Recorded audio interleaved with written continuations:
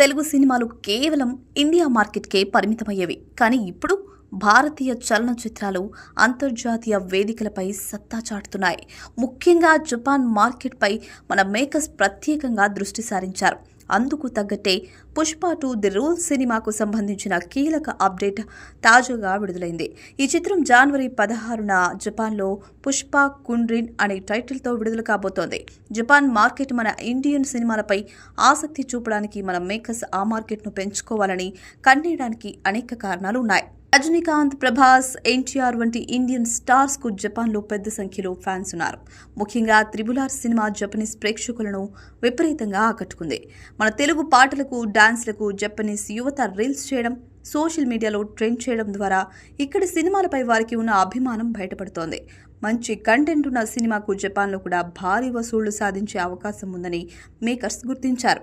పుష్ప 2 చిత్రానికి సంబంధించి సుకుమార్ ఒక ఆసక్తికరమైన విషయాన్ని రివీల్ చేశారు. ఈ సినిమా కథ జపాన్ హార్బర్ సీన్తో మొదలవుతుందట.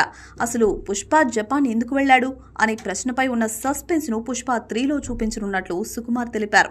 జనవరి 16న పుష్ప కుండ్రిన్ పేరుతో జపాన్లో విడుదలవుతున్న ఈ చిత్రం అక్కడ ఎలాంటి రికార్డులు సృష్టిస్తుందో చూడాలి.